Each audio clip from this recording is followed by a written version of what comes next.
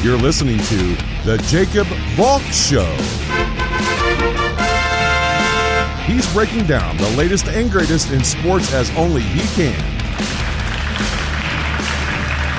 Follow him on Twitter at RealJacobValk. Here he is, Jacob Valk.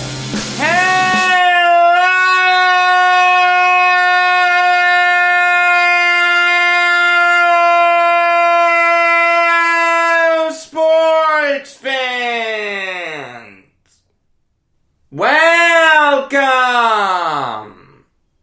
to another edition of the Jacob Valk Show. I am Jacob Valk. And believe it or not, I'm actually going to start with college basketball. I feel like more happened in college basketball than any other sport. When I'm done with college basketball, I have a story from each of the four major sports that I want to talk about, but no, I want to start with college basketball. Specifically, I'll start with Iowa destroying Wisconsin last night. I mean, Wisconsin just looked dead to the world out there, and Iowa took advantage of it. Give them credit. They looked really good. I do feel like it was more Wisconsin playing bad than Iowa playing well, but I'm not trying to diminish what Iowa did. They did play well. They're a really good team. They're going to be a tough team to get out next month. And keep this in mind. We're less than a month away from the big dance. The tournament is going to start on my birthday, March 18th. It's February 19th today. It's going to be so great to see the big dance again. And if you'll remember last year, I was going to have a special schedule for the big dance and NFL free agency. That's still going to happen in some way, shape, or form. I just need to figure out exactly how I want to do it. I have time. There's still time for me to figure it out. I'm just not sure exactly how I'm going to do it. I will keep you abreast of that, though. But going back to Iowa, Wisconsin has some issues. They're usually a great defensive team. It's what Greg Gard preaches. They've given up just over 63 points per game this year. That's the 31st best mark in the nation. But if you can't stop Iowa, that doesn't bode well for your chances to make a big run next month. I'm not saying it's easy to stop Iowa. Iowa's one of the best offensive teams in the nation.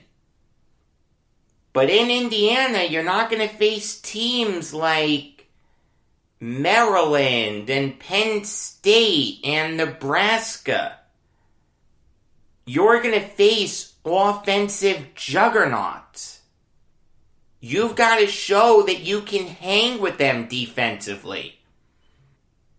If that's what you pride yourself on, being a defense-first team, and there's nothing wrong with that, it's how Texas Tech got to the title game a couple of years ago. But if that's how you fancy yourself, you've got to be able to slow down Iowa. And they didn't. The Hawkeyes shot over 50% from the field, over 60% from beyond the arc. Luka Garza and Joe Wieskamp went off. Keegan Murray had 12 rebounds coming off the bench. Shout out to him. He was really impressive yesterday. But the thing that I really didn't understand was Wisconsin's game plan on offense. Why was Micah Potter coming off the bench? Micah Potter is the Badgers' second best offensive player. Demetric Trice is their best offensive player. Potter needs to start. Wisconsin doesn't have the depth on offense to have a guy like Potter come off the bench. I mean, Tyler Wall isn't anywhere close to the player Potter is. Why is Wall starting and not Potter? It makes no sense. And you saw what happened because of that. Wisconsin got off to a terrible start in this game. They were just 4 for 30 from the field at one point. Excluding three-pointers, they were 1 for 18 at one point. They ended up finishing just 30% from the field and 38% from beyond the arc. I'm telling you, they look dead to the world out there. Really disappointing performance by Wisconsin. They've got to show that they can hang with the big boys defensively. I don't care what you do against these subpar teams in the Big Ten. Show that you can slow down Michigan, Illinois, OSU, Purdue, etc., etc. And for God's sake, start Micah Potter. I don't know what you're trying to do there. You don't need to get too cute. Just start your best players. It's not hard. That's what you should do in college basketball. I mean, come on. Again, I'm not trying to take anything away from what Iowa did. They're a good team. They're a really scary team. Luka Garza is one of the best players in the nation. Joe Wieskamp is one of the most underrated players in the nation. But this game was more about Wisconsin being bad than Iowa being good. Moving on now to the biggest upset that happened yesterday. In fact, the only upset that happened yesterday. And that is Wichita State knocking off Houston. I mean, Wichita State is always going to be a tough team to beat. They're a very feisty team. They've been a feisty team for a long time. Greg Marshall did a great job with them. And Isaac Brown is picked up right where he left off. The Shockers are always going to be a really tough team. But this is a team that Houston should have beaten. In terms of points against per game, Houston has the second best defense in the nation. Just under 58 points per game is what they're giving up. Wichita State is not an offensive juggernaut. They really only have one player that you should be scared of, and that's Tyson Etienne. They're a terrible three-point shooting team. Entering the game, they shot just 32.3% from beyond the arc. The whole season. That's the 246th best mark in the nation. That is terrible. Yesterday, the Shockers hit 46% of their threes. Etienne went off. Tariq Gilbert went off. Dexter Dennis had a dozen points. Off the bench, Ricky Council had 11 points. I'm trying to avoid the obvious pun here. This was a stunning game for the Shockers. And what made this win all the more surprising is that Wichita State is shorthanded. Craig Porter and Trevin Wade aren't playing for him. They're both out. They play about a dozen minutes a game each. They're a big part of what the Shockers do. And Houston got Fabian White back in this game. Senior forward. Didn't seem like he was going to play at all this year. He came back. Give him all the credit in the world. The reality is this is a game that Houston should have dominated. They just failed. The guy who I'm really going to pin this loss on, and I know it's unfair to just pin it on him, is Marcus Sasser. I mean, Sasser's role is just to score. You take a look at the three best scorers that Houston has. Quentin Grimes, Marcus Sasser, and Dejan Giroux.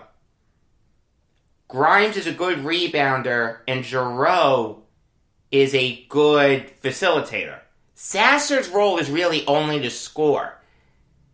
He can't afford a game where he doesn't. And if you shoot just 4 for 10 from the field, 1 for 6 from beyond the arc, that's a bad look. I mean, I'll give Justin Gorham credit. He tried to step up. He had 10 points and 6 rebounds. But he's just not as talented as Sasser is. The Cougars should have had their way with Wichita State yesterday. A team that struggles offensively, a team that was shorthanded, going up against a defensive juggernaut. Houston's got that all day, right? Evidently not. Give Wichita State credit. Like I said, they're a feisty team. They're always going to be a tough team to beat. And you know what? I'll go a step further. It wouldn't surprise me if they got an at-large bid for the tournament. This is the kind of win that they can hang their hat on and say, look, we just beat the 6th best team in the nation. Give us a spot. I'd have no problem with that whatsoever. Alright, now it's time to preview this weekend's games involving 2 ranked teams. And I'll start with Texas Tech, Kansas. We all know that Texas Tech has a lethal defense. They've given up just 62.7 points per game. That's the 21st best mark in the nation. And we all know the incredibly talented players they have. Mac McClung, one of the best players in the nation. Terrence Shannon, Kevin McCullough, Kyler Edwards, and Marcus Santos Silva are all really good players. They can score, they can defend, they can do everything. There's a reason that Texas Tech is the 15th ranked team in the nation. Chris Beard is one of the best coaches in the nation. He's one of the most underrated coaches in the nation. But they're going to have their hands full with Kansas. Look, Kansas, throughout January, and even a little bit this month, their game against West Virginia, they struggled. They were unranked at one point. They were reeling. They went from a team that I thought had a great chance of going on a deep run in the Big Dance to a team that would be lucky to just win a game in Indiana. But give them credit. They've righted the ship as of late. They've won their last 4. They've got 3 tough games coming up, though. Texas Tech, Texas, and Baylor. I mean, I'm not counting this team out. They have talent. Okai Agbaji, David McCormick, Jalen Wilson, Christian Braun, and Marcus Garrett. They're a talented team. They have good players. They have the coach in Bill Self necessary to go on a big run. You know what? Kansas is hot right now. Texas Tech really isn't. This is their first game since February 9th.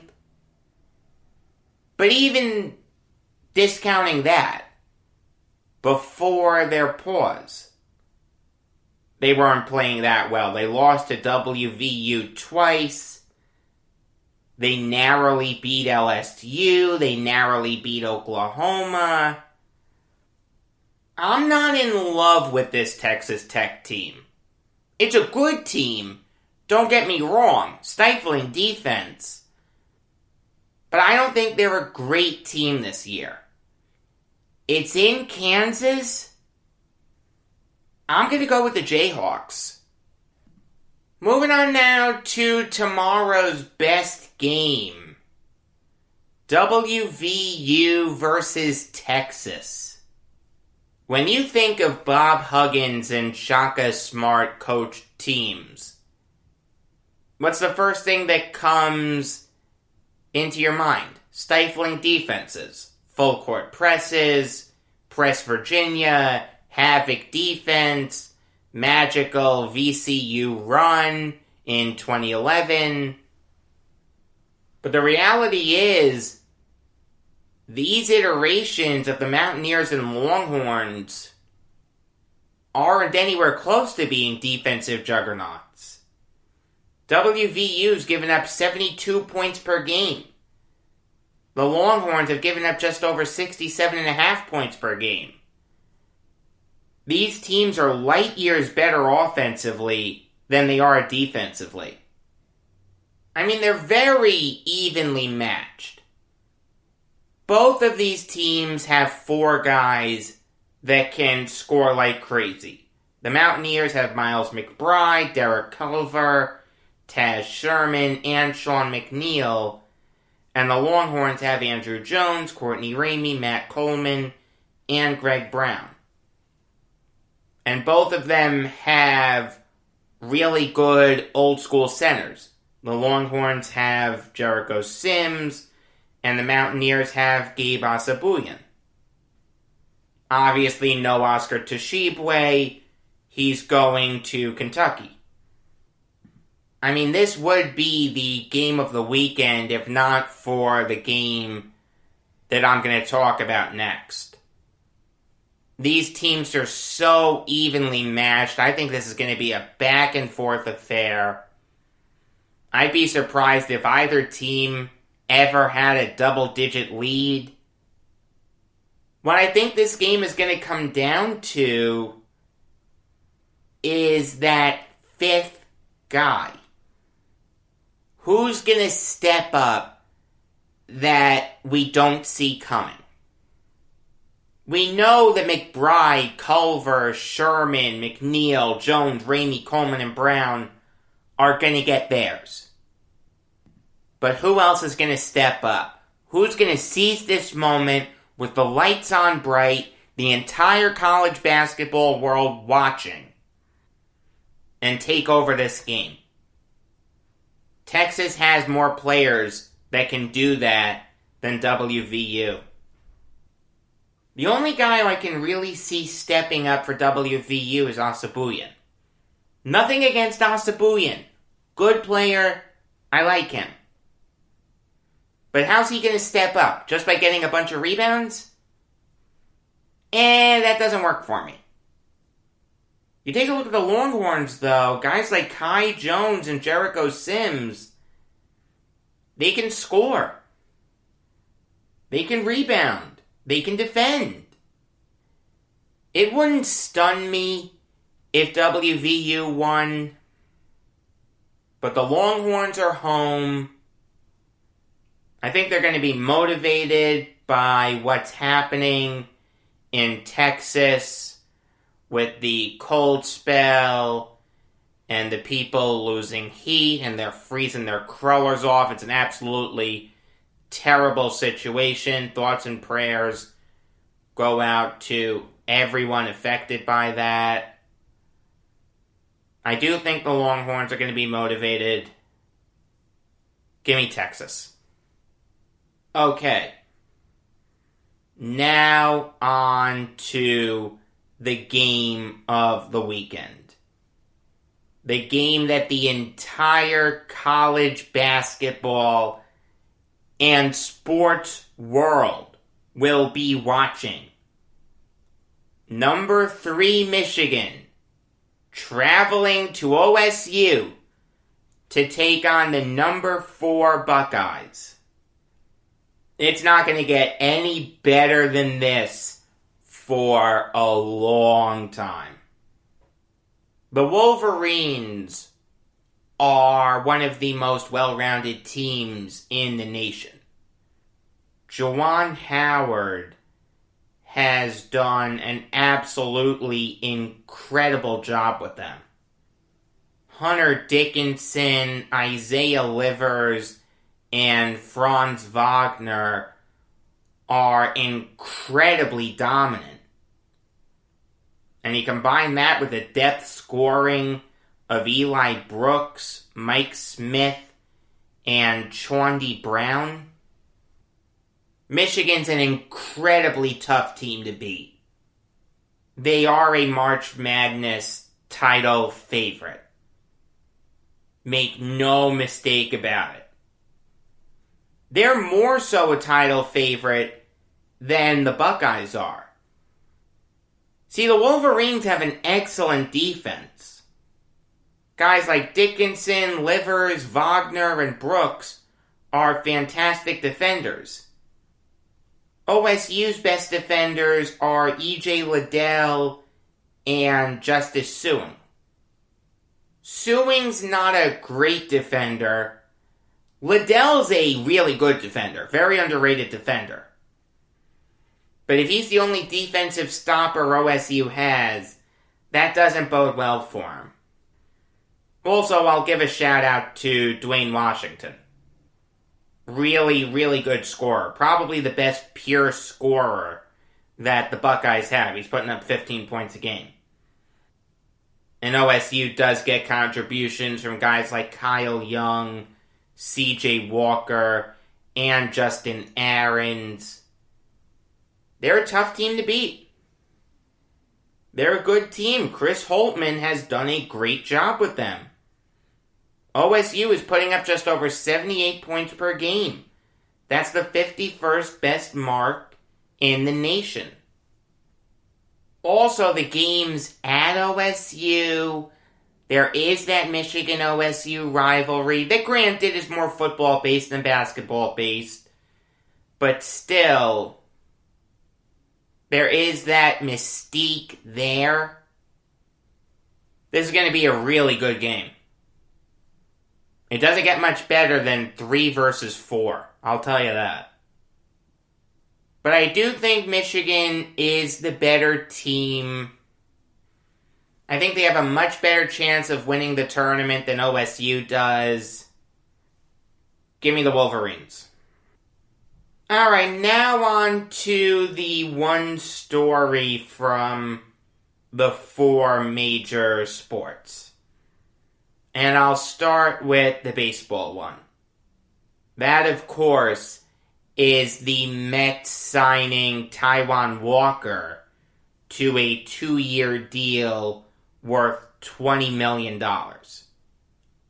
And this move makes a ton of sense. Walker was one of the best free agents still on the market. He is incredibly talented.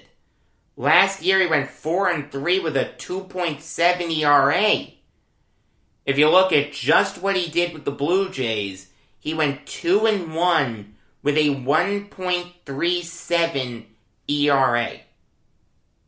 We'd heard for a while that the Mets were interested in adding another starter. It seemed like they didn't want to go into the season with Lucchesi as their fifth starter. And I understand that. As much as I like Lucchesi, I do think he's a talented player. If you're looking to make the playoffs, you can do better than him. And now think about this rotation. DeGrom, Carrasco, Stroman, Walker, and Peterson. That's one of the best rotations in baseball. Are there some question marks? Sure. How's Carrasco going to pitch in New York? How's Stroman going to deal with missing a full season? Can Walker stay healthy? What's Peterson going to do for a full season? There are question marks. There's no question. But the Mets do have a rotation that's capable of carrying a team into October. They had it before today. I mean, I'll tell you, I didn't think they needed Walker. They wanted to add another starter, and that's fine. You can never have too much pitching, especially in this coronavirus climate. That's fine. I'm not begrudging them for adding Walker. I just didn't think it was life or death. You had people saying, "Yay, the Mets finally found someone to take their money, yeah!" Right, because they didn't sign Trevor May. Because they didn't sign James McCann. Because they didn't sign Aaron Loop. Because they didn't sign Kevin Pillar. I'll repeat what I've said before. The Mets had an underwhelming offseason. That doesn't mean it's bad. Did they whiff on the top guys? No question. But they still traded for Francisco Lindor and Carlos Carrasco. And they did sign some really good free agents. And you take a look at the rotation depth that they now have. Lucchesi, Sean Reed-Foley, Jordan Yamamoto. You want to throw in a guy like Franklin Kilame? You can.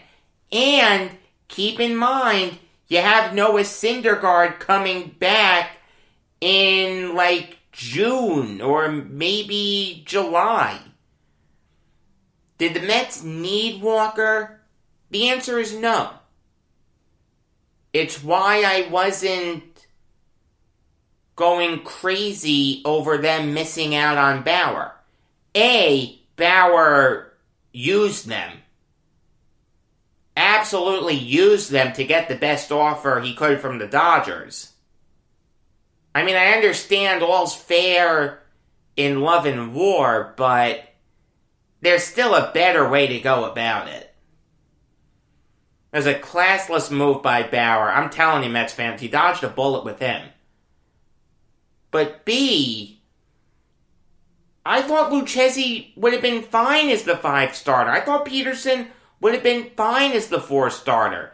It's better now. There's no question. And God knows the Mets have a history of being decimated by injuries. I mean, Walker is a very talented pitcher. Once upon a time, this guy was viewed as a future ace for the Mariners. Him, Felix Hernandez, and Danny Hultzen were going to lead the Mariners to a World Series. Obviously, it never happened, but Walker never lost that talent. This is a really good move. It makes sense. I wouldn't go as far as some people are going, where they're saying this saved the offseason. The Mets finally found someone to take their money. Hallelujah. It's 2 years, $20 million. It's a good move. It makes sense. But he's a 4 starter. It's hard for me to go crazy over a 4-starter. The Mets did good to solidify their rotation. They have a great rotation now. I do think they're going to make the playoffs. And give the Mets credit for sealing the deal. They got someone who they wanted to get. They whiffed on Bauer. They whiffed on Trevor Rosenthal. They whiffed on George Springer. But they got Walker. Give them credit for that. It's not an earth-shattering move or anything, but it's a good move. Moving on now to the basketball story. And Danny Ainge made an interesting comment on an interview that he did with Toucher and Rich, a radio show in Boston. He was asked whether he believes that the Celtics, as they are right now, are title threats. Ainge said no. Now give him credit for being honest, and give him credit for saying, also in the interview, that this is his burden. It's not Brad Stevens, it's not Jason Tatum, it's not Jaylen Brown, it's on Danny Ainge. Now I'll say this, I'm not sure how much I believe that. The biggest issue with the Celtics has been health. Tatum, Brown, Kemba Walker, and Marcus Smart have only played 2 games together. The Celtics are 14-14. Walker's only played in 13 games this year. Smart has only played in 17 games this year. I don't think the Celtics underwhelming this year is as much on Danny Ainge as it is on the fact that these guys just can't stay healthy. I mean, even Jaylen Brown is banged up right now. Tatum's missed a few games. See, it's not like the Nets where you have the depth necessary to win games even when you're not at 100%. The Nets were without Kevin Durant yesterday. They beat LeBron James and the Lakers. I understand the Lakers were shorthanded. No Anthony Davis, no Dennis Schroeder. But still, that was a very convincing win. When the Nets play defense, they're unstoppable. And speaking of the Nets, and this is the reason why I wanted to bring this up. Just let me gloat, okay? Please. My team hasn't been this good since 2003. Alright, just let me have this. I agree with the sentiment that Danny Ainge has failed. But Ainge has failed in a way that no one's talking about. And this is what Ainge needs to take ownership of. The Pearson-Garnett trade.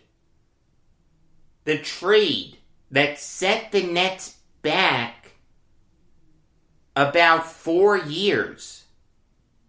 While it was a disaster for the Nets, the worst decision in franchise history, the worst thing that ever happened to them, it could have been worse. If the Celtics had built a dynasty, then it's one of the worst trades in sports history. I don't think it's there anymore. Was there a point when it was one of the worst trades in sports history? Yes.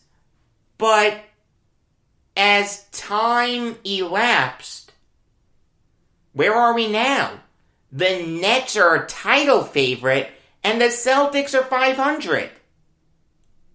Danny Ainge did not do as good a job of utilizing those picks as he should have.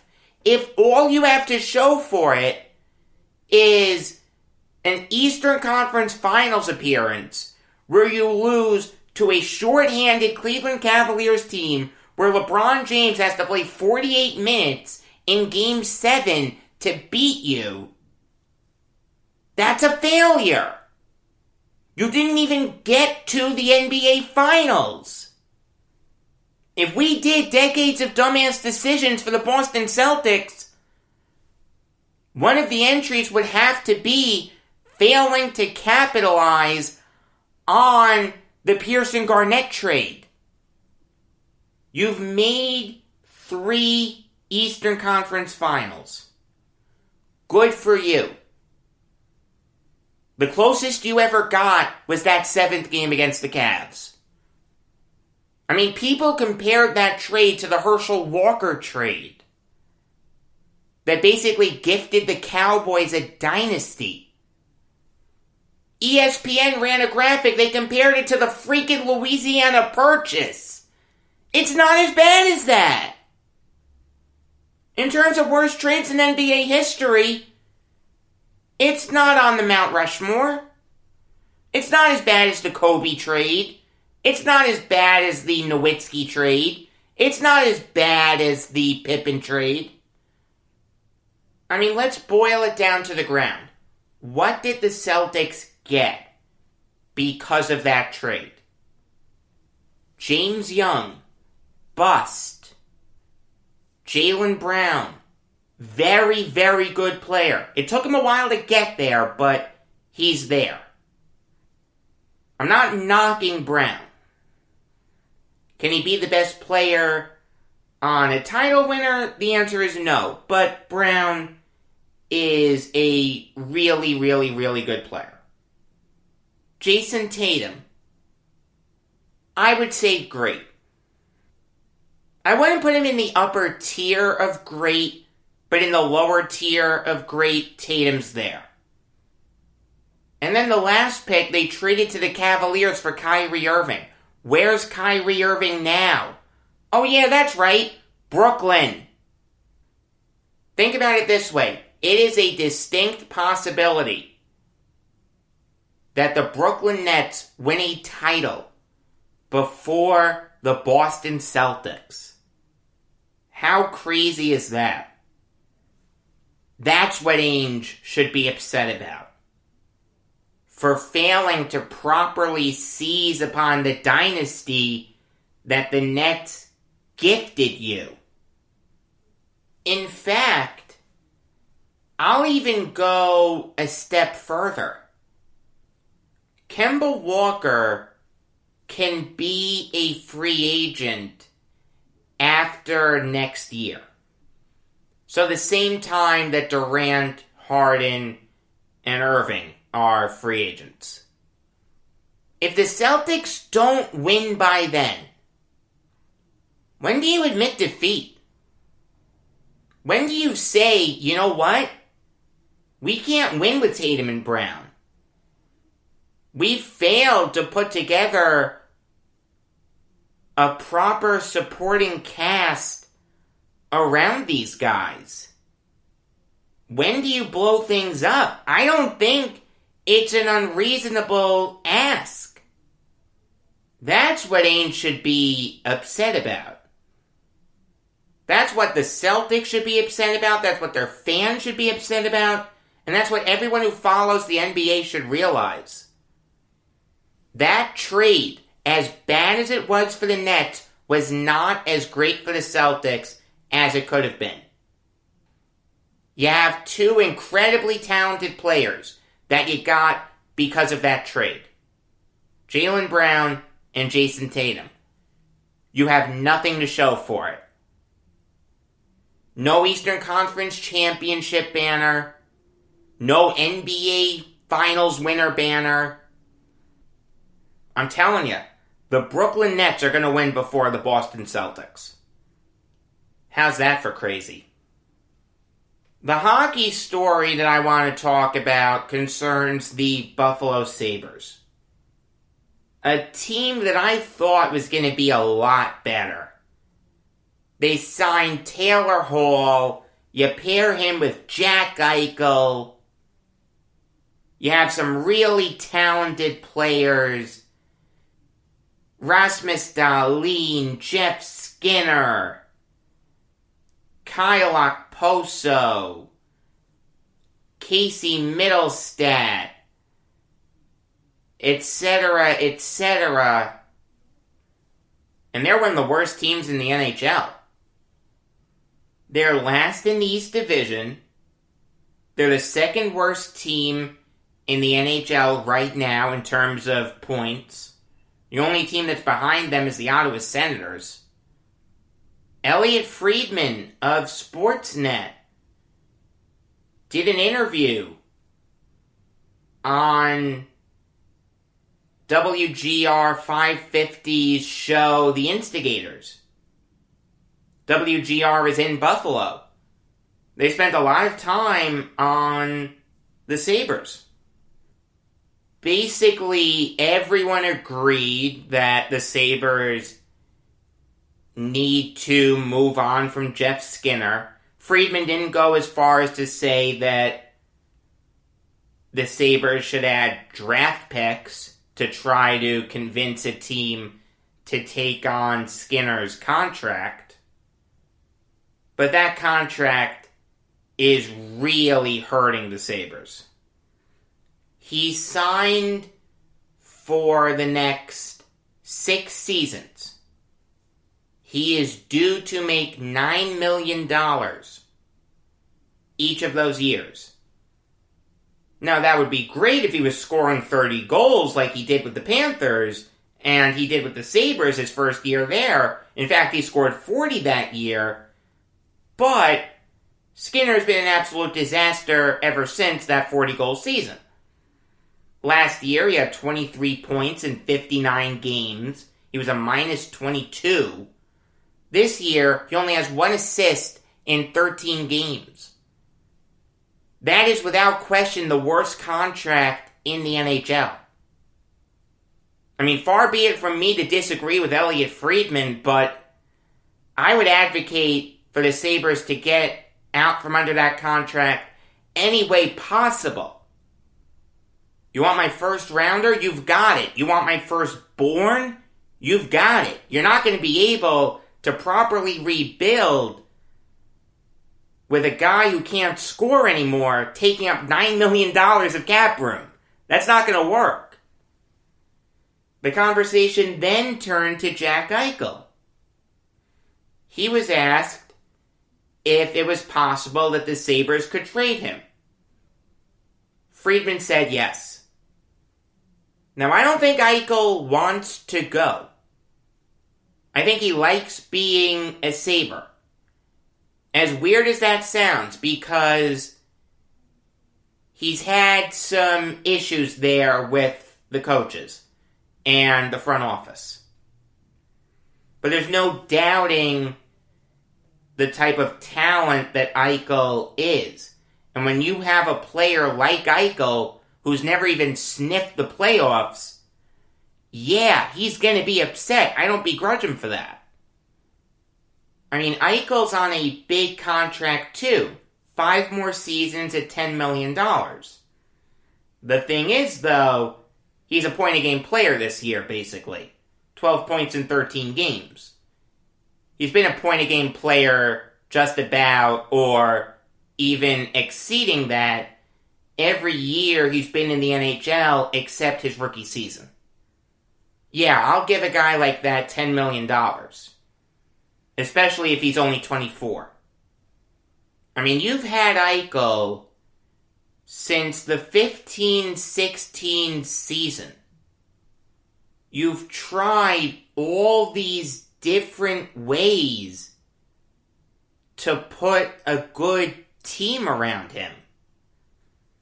It hasn't worked.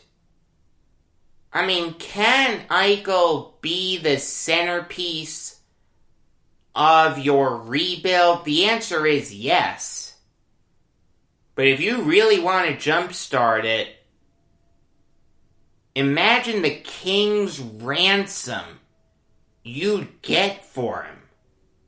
I'm talking multiple firsts, multiple really talented young players. It's tough for me to say, yes, absolutely, trade Jack Eichel. But there are worse ideas, I'll say that. The guy who I definitely think is going to go is Taylor Hall. I know there's supposedly mutual interest in an extension, but this guy's making $8 million this year and he only has one goal. He's a -10. You have to trade him. You want to sign this guy to a big extension even though he's only scored one goal for you? Even though he's a -10? No way. There's no way that ends well. Trade Taylor Hall. Hell, send him to the Islanders. There are rumors he could sign with the Islanders. Let's do it. The football story is the Panthers cutting Trey Boston. A move that makes some sense. If Boston is designated as a normal cut, he's only going to save the Panthers a little over $880,000. If he's designated as a post-June 1st cut, he will save the Panthers over $3.5 million. So I'll assume it's the latter. I don't mind the Panthers cutting Boston. He's a very good safety. He'll land on his feet. He'll find a new team very easily. But he just didn't seem to fit in Phil Snow's system. It just didn't seem like he was as comfortable there. His play really suffered. In 2019, according to Pro Football Focus, he had a 76.4 overall grade. Last year, it plummeted to 53.8. I don't mind the Panthers moving on from him and finding a safety who better fits Snow's system. It'll save the Panthers over $3.5 million. They weren't in cap hell or anything. As it stands right now, they're just under $20 million under the cap. But this move will help them. I don't mind it at all. I'll close this show out by eulogizing the best Puerto Rican pitcher in baseball history. And that is Juan Pizarro, who died yesterday at the age of 84 from some form of cancer. I don't care who else you throw out. Javier Vasquez, Ed Figueroa, Jaime Navarro, Joel Pinheiro. Juan Pizarro was better than all of them. He, along with Ruben Gomez and Luis Arroyo, really blazed the trail for these Puerto Rican pitchers to come in and show what they can do in the majors. Pizarro started his career with the Milwaukee Braves. He pitched for them from 1957 to 1960. And he was good for them, In his 4 years there, he went 23-19 with a 3.93 ERA. But he was never able to really carve out a solid role for himself. He was traded to the White Sox in a 3-team deal that also included the Cincinnati Reds. With the White Sox, Pizarro finally got the opportunity to strut his stuff. He started 25 games that year, more than he had ever started for the Braves in a season. Pitched just under 200 innings. He never came close to that. And he was the ace of that team. That White Sox rotation had a bunch of veterans. Billy Pierce, Cal McLeish, Early Wynn. Their best pitcher was the 24-year-old Pizarro. He went 14-7 with a 3.05 ERA. In 1963, Pizarro made the All-Star team for the first time. He went 16-8 with a 2.39 ERA, and he followed that up by having his best season. He made his second All-Star team in 64 and went 19-9 with a 2.56 ERA. It seemed like the White Sox really had something cooking at this point in the mid-60s. They had finished second in the American League in 63 and 64. In 65, the Yankees tailed off. That was the first Johnny Keane year. And it seemed like the White Sox could seize upon that. And Pizarro would be a big part of that. Unfortunately, Pizarro got hurt. He had a torn tendon in his left shoulder. He only pitched in 18 games. He pitched under 100 innings. The White Sox finished second in the American League again. That really spelled the end of Pizarro starting for the White Sox. Eddie Stanky came in 1966 and used Pizarro primarily as a reliever. And Pizarro was comfortable coming out of the bullpen. He had done it even when he was starting mostly. When he was a fixture in the rotation, he would come out of the bullpen sometimes. But Pizarro really didn't have much of an impact coming out of the pen. So the White Sox decided to trade him. In one of the greatest trades in Chicago White Sox history, the White Sox traded Pizarro to the Pirates for a little-known lefty named Wilbur Wood. Wood went on to have 4 20-win seasons for the White Sox. But going back to Pizarro, he really didn't have much of an impact for the Pirates. He was good. He had 9 saves. He had an under 4 ERA, but he went 8-10. He was an afterthought in that Pirates bullpen. It had Roy Face, Al McBean, Steve Blass.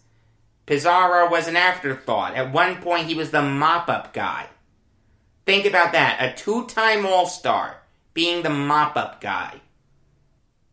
His last really good season was in 1971 for the Chicago Cubs. He went 7-6 with a 3.46 ERA as the Cubs' 5th starter.